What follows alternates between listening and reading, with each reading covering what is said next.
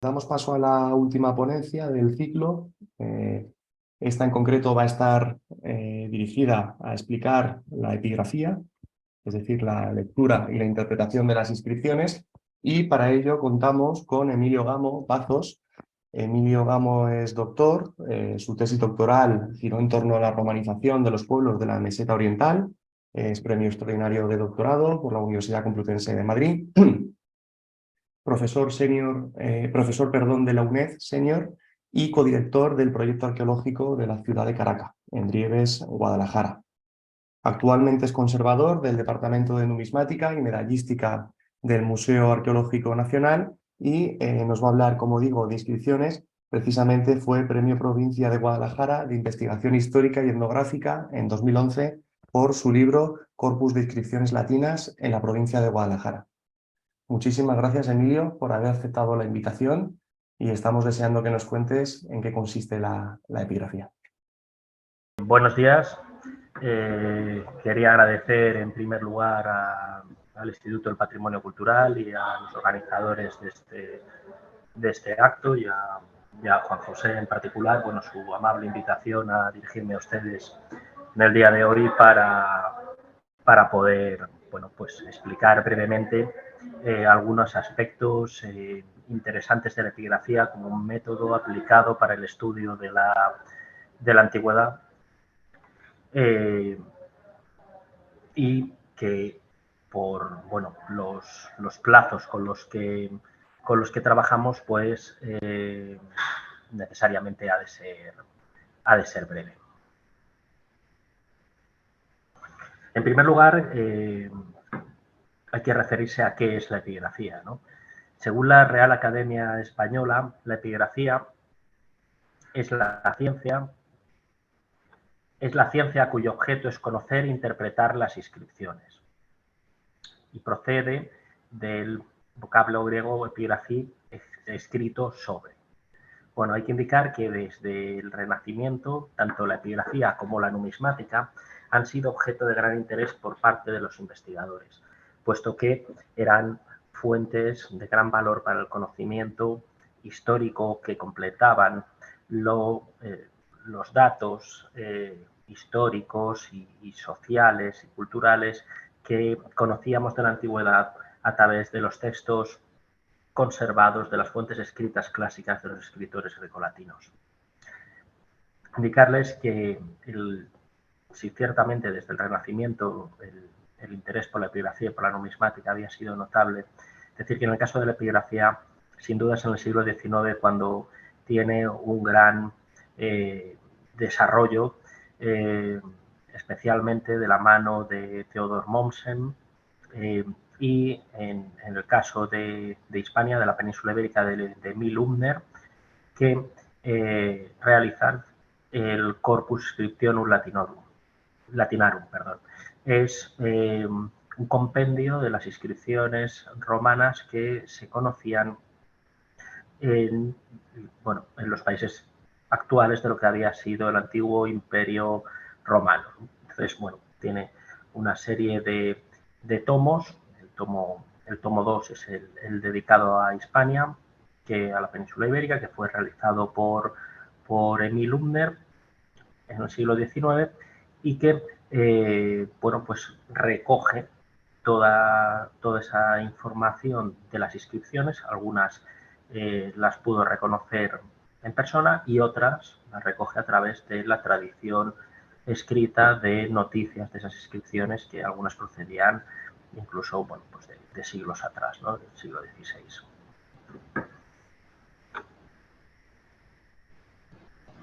Un primer aspecto destacado es la tipología y la función de los epígrafes.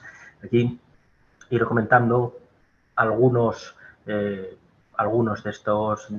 estos tipos de epígrafes en relación con las funciones que le son propias, ¿no? para las que fueron realizados.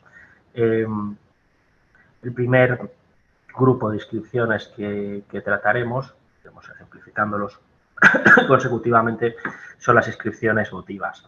Las inscripciones votivas son aquellas de contenido religioso, en las cuales se realizan normalmente aras o altares que se dedican a una divinidad.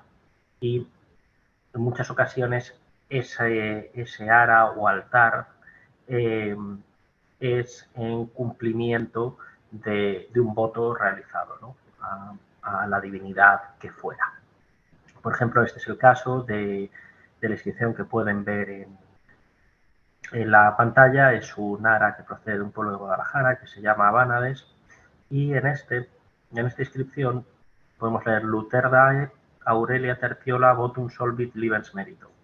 Es decir, se dedica a Luterda, que es una divinidad indígena, una divinidad celtibérica, y que, sin embargo, continúa recibiendo culto en época romana imperial, en esta parte de la Celtiberia. Es un fenómeno bien conocido, ¿no? Como dioses prerromanos aparecen en altares de época romana alto imperial, por lo tanto, denotan que su culto seguía vigente, ¿no? Y la dedicante es Aurelia Tertiola. Indica que cumple su voto de buen grado. Las inscripciones romanas utilizan sistemáticamente los formularios. Por ejemplo, VSLM abrevia Votum Solvit Libens Merito.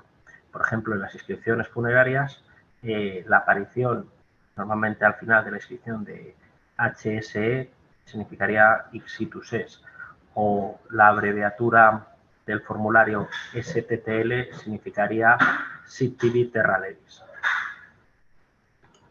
Pasando a otro tipo de epígrafes, estarían las inscripciones jurídicas o legales.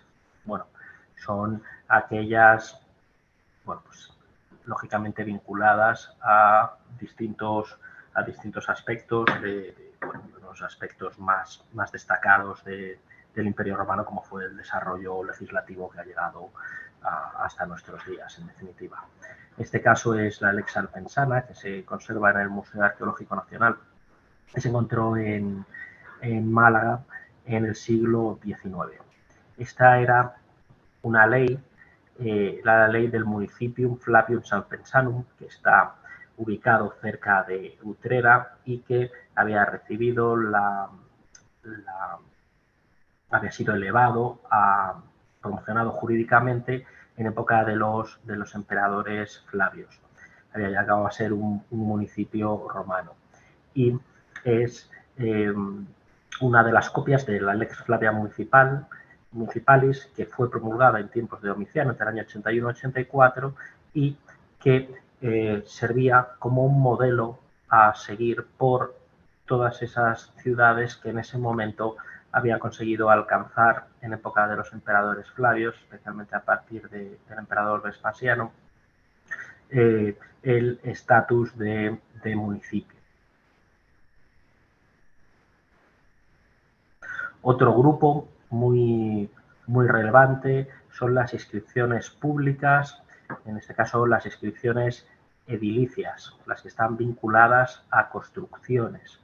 Y en este caso podemos observar, es una placa de mármol que se conserva en el Museo Nacional de Arte Romano de Mérida, que procedía del acueducto de Cornalvo y está datada en la primera mitad del siglo I después de Cristo. Como pueden observar, en la fotografía quedan los agujeros para introducir letras de bronce que en su base eran sujetadas con plomo y a través del número de agujeros y la forma de los mismos se pueden interpretar este tipo de inscripciones de bronce que muchas veces adornaban edificios públicos y que por el valor intrínseco del bronce han sido susceptibles de expolio a lo largo de los años y en muchos de los casos, pues como es la inscripción que podemos observar, apenas quedan los anclajes de de las letras o muy pocas de las letras. Por lo tanto, a partir, ya digo, de esos agujeros y la disposición de los mismos, se puede reconstruir las inscripciones. Esta inscripción se transcribe literalmente como Aqua Augusta, que quiere decir acueducto augusto. Ya digo que, como he indicado anteriormente, se refiere, adornaba el acueducto de Cornalvo, que era uno de los por lo menos 3 acueductos que abastecían de agua la antigua ciudad de Augusta Emérita, hoy en día Mérida. Decir, como he indicado anteriormente, que estas letras de bronce fueron empleadas para realizar inscripciones de carácter público en varios monumentos muy reseñables de las ciudades romanas de Hispania. Tal es el caso del acueducto de Segovia, que tiene una larga inscripción que fue interpretada por el profesor Geza Alfeldi y que pudo transcribirla a través, como sería el caso de la que estamos observando, de los agujeros que dejaba la disposición de las letras de bronce en el propio monumento. Por otra parte, también los profesores Juan Manuel Abascal y el mencionado anteriormente Geza Alfeldi pudieron interpretar, utilizando también un método similar, la inscripción que decora la parte superior del arco de Medinaceli en Soria.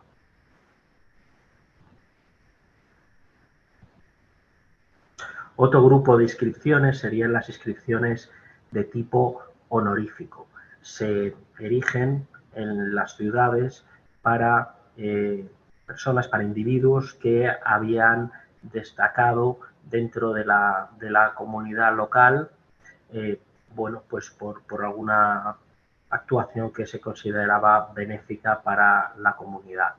En este caso se trata de un pedestal de mármol, también de Mérida, del siglo I después de Cristo, en el cual se puede leer Coroniae Publi Filiae Proculae Decreto de Curionum, es decir, a Coronia Procula, hija de Publio, por decreto de los decuriones.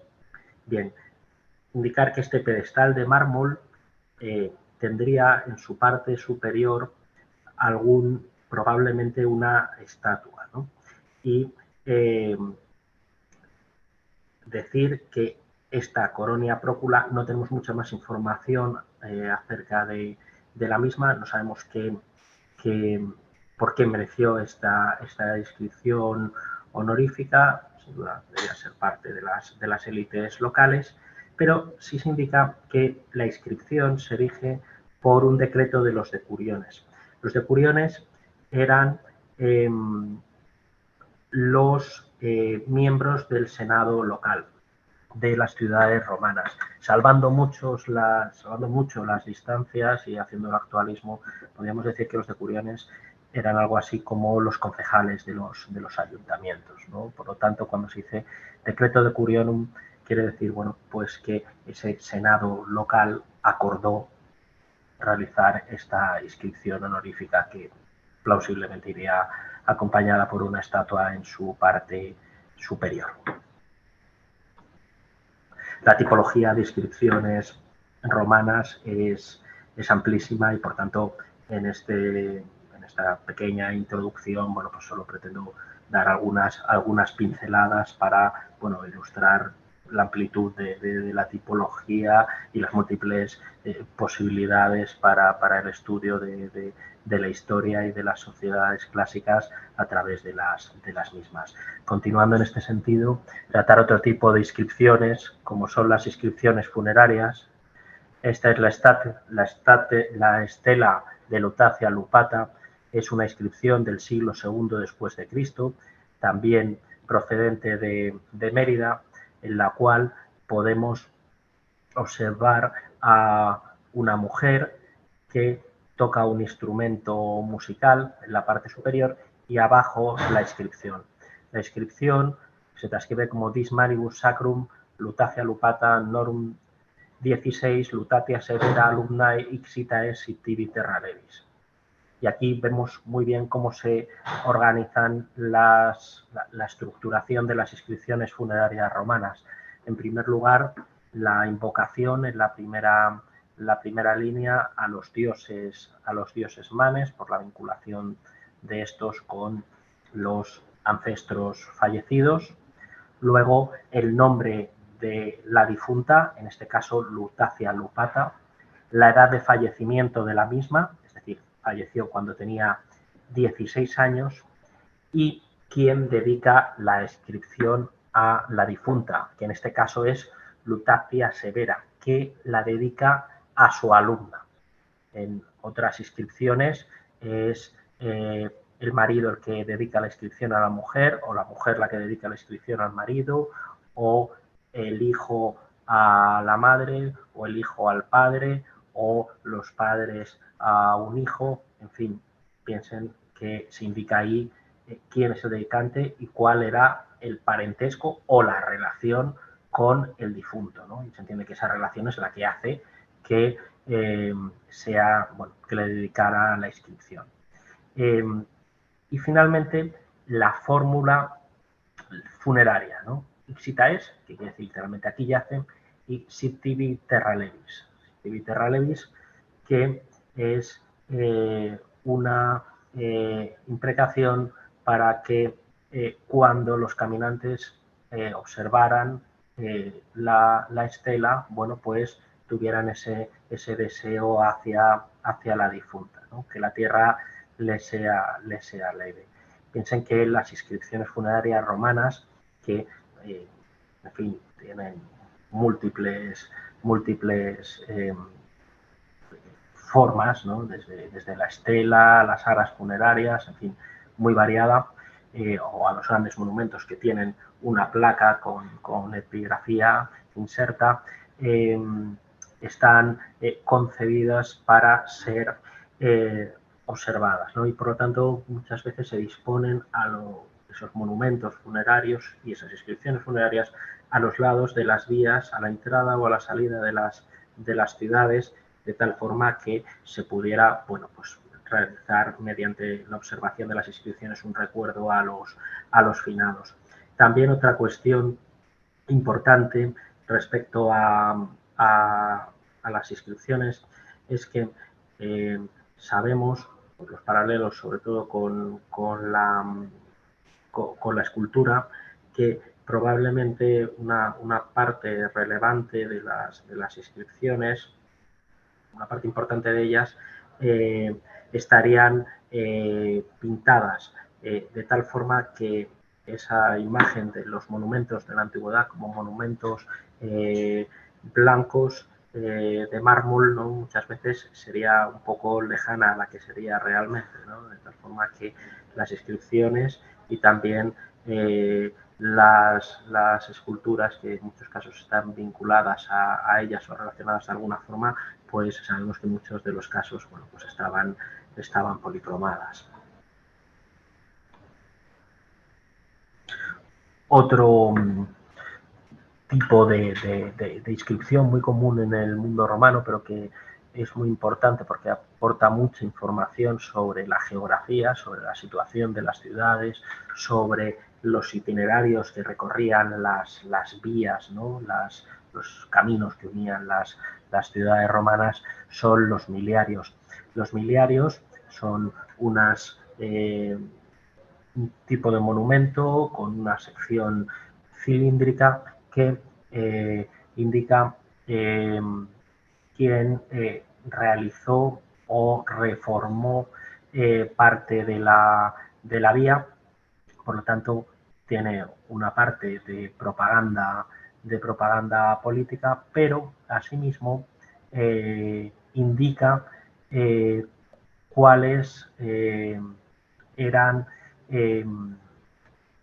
las millas que había hasta las siguientes ciudades que se disponían a lo largo de esa vía.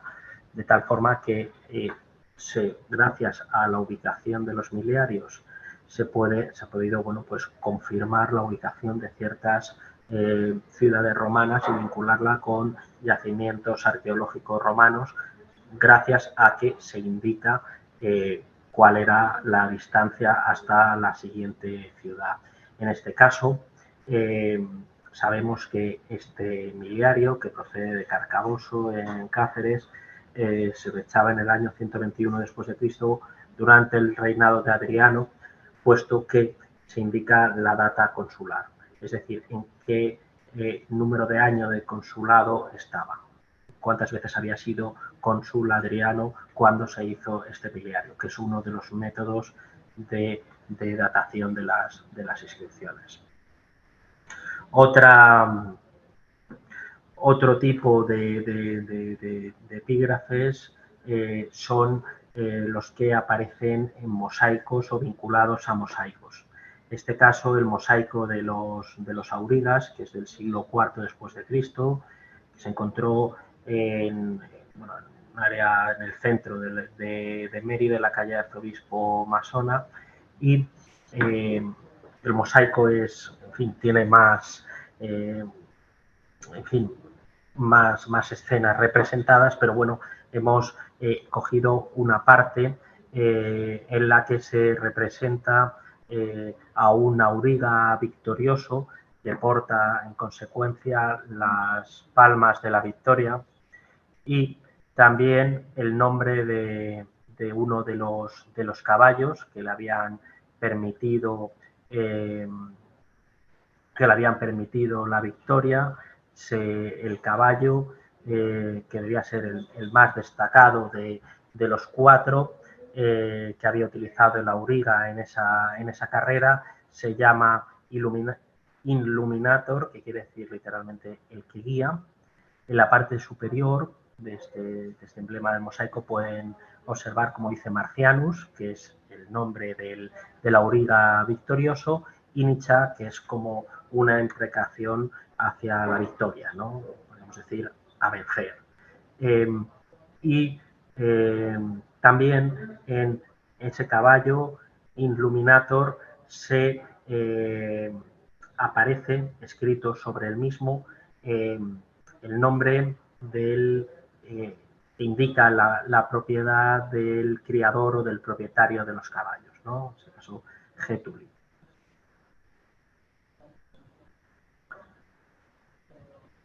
Entre la variadísima tipología de inscripciones romanas también podemos referirnos a los sellos. Este procede de una villa romana de la provincia de Guadalajara, que es la de la Ermita del Robusto, está en Aguilar de Anguita, está datado entre los siglos I y III de la era, y se indica con este sello quién era. Es un sello de propiedad, ¿no? El cual indica Cayo Mari Melisi, quiere decir, está indicando en genitivo, bueno, pues quién es el propietario del objeto que fuera sellado, ¿no? Es decir, literalmente de Caius Marius Melisus, y por lo tanto ya un ciudadano romano, puesto que tiene las 3 partes que indicaban que se trataba de un ciudadano romano, las 3 partes del nombre romano que portaban los ciudadanos, es decir, el praenomen, el nomen y el cognomen. Por otra parte, los grafitos sobre cerámica también son muy interesantes para el conocimiento de la historia de la vida cotidiana, puesto que a veces parte de la sociedad que no siempre está tan representada en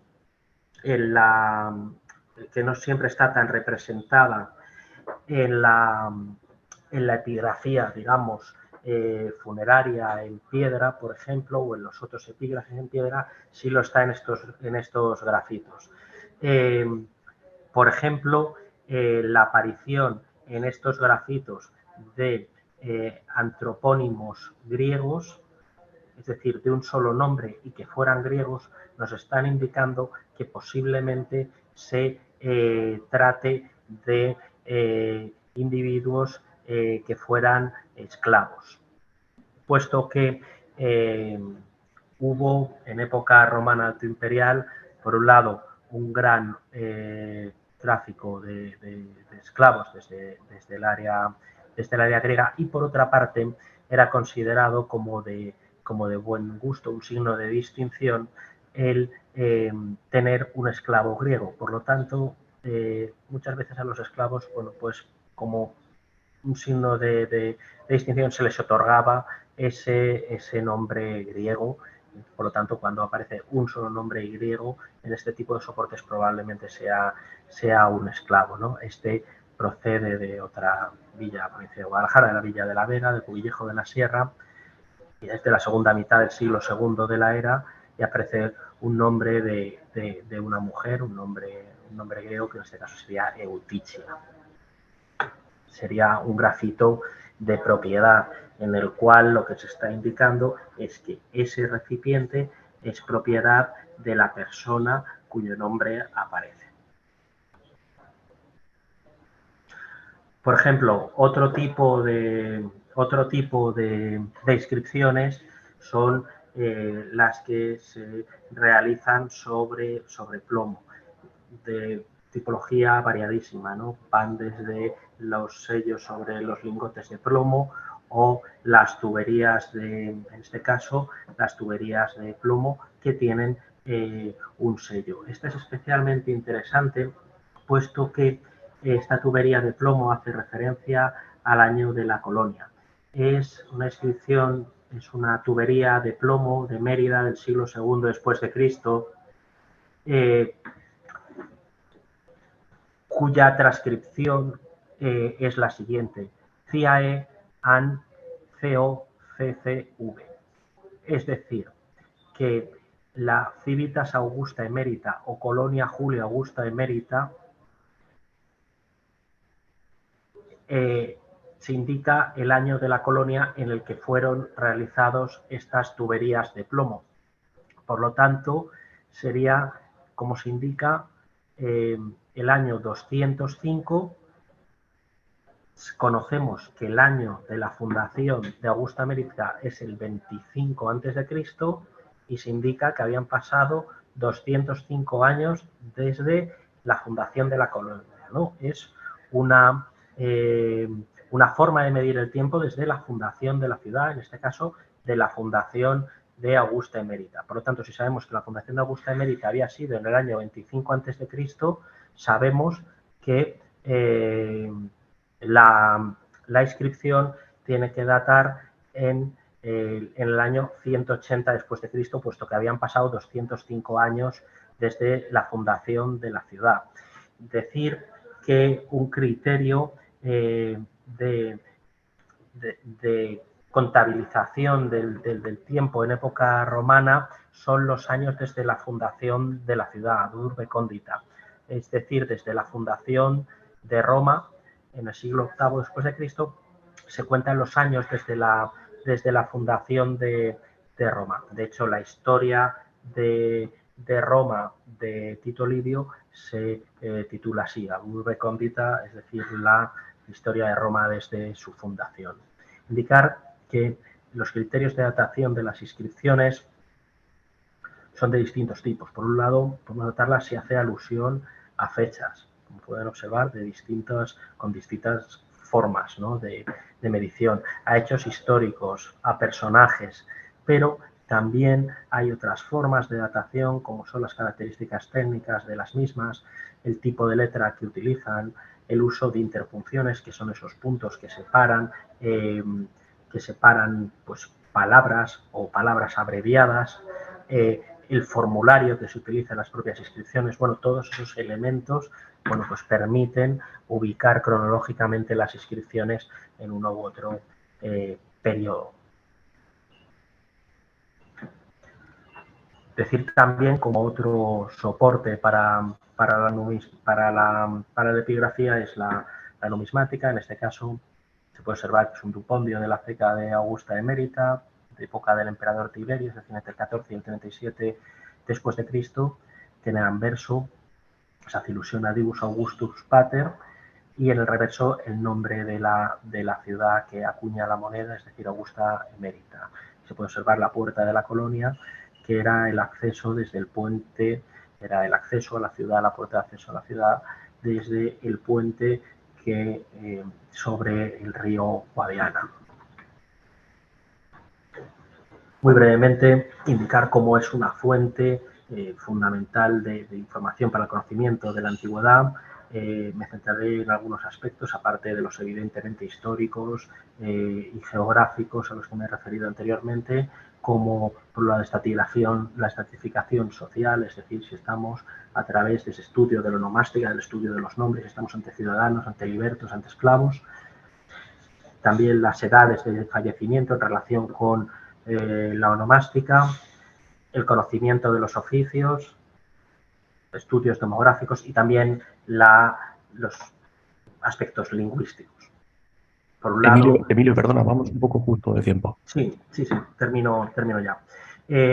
Por un lado, la demografía, es decir, conocer, en las inscripciones funerarias se indica muchas veces cuál era la edad de fallecimiento de los individuos y, por lo tanto, se puede hacer un cálculo poblacional a través del conocimiento de estas edades de fallecimiento.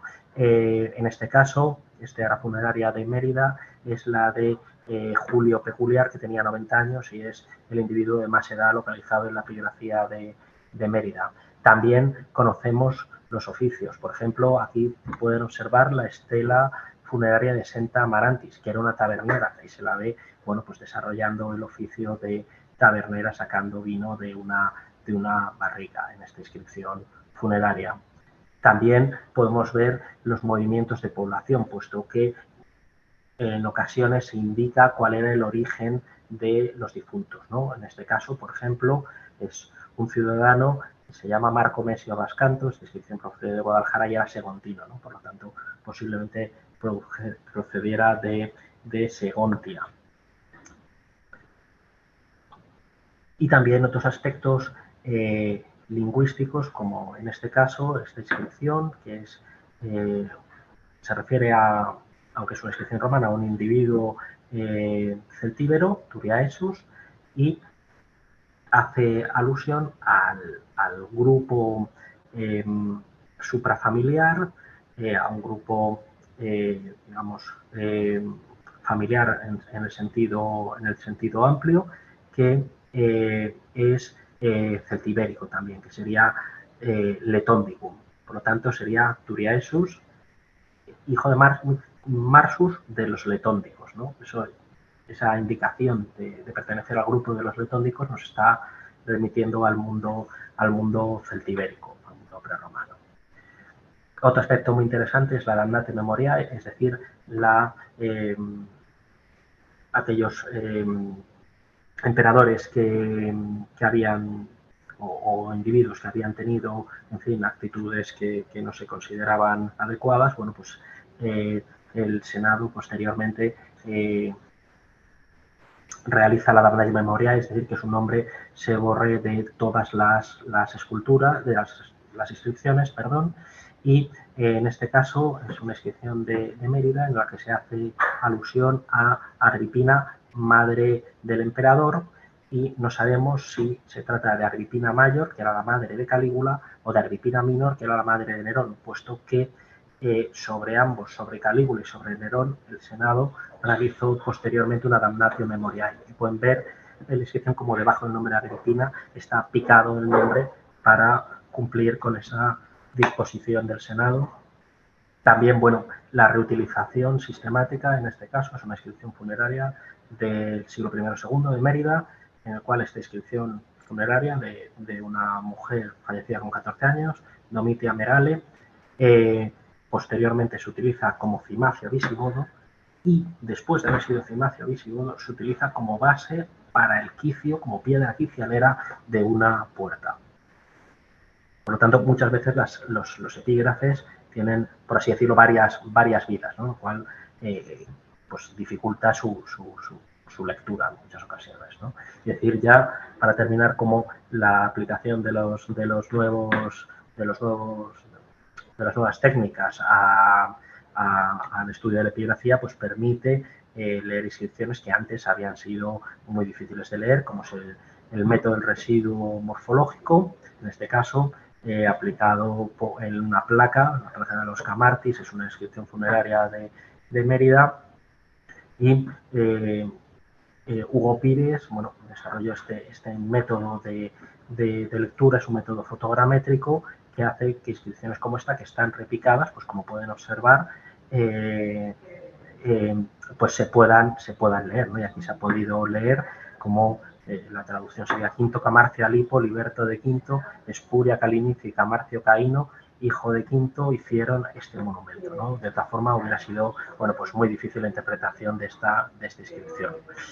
Y decirles también, pues, si quieren consultar inscripciones romanas, como existen múltiples bases de datos disponibles y que son de gran interés para la investigación, como puede ser el caso de esta base de datos Klaus Slavic, del profesor Manfred Klaus, Hispania Epigráfica, la página web del Corpus Inscriptionum Latinarum 2, y también en el caso de las inscripciones de Mérida, el proyecto Corpus Inscriptionum Latinarum Augusta Emeritae, inscripción en Hispania Latinae CIL 2, desarrollado también por el Centro CIL 2, y Adopia, que es el atlas digital onomástico de la península ibérica antigua. Y sin más, bueno, pues agradecerles su atención y pedirles disculpas por haberme extendido más de lo necesario. Muchas gracias. Un cordial saludo.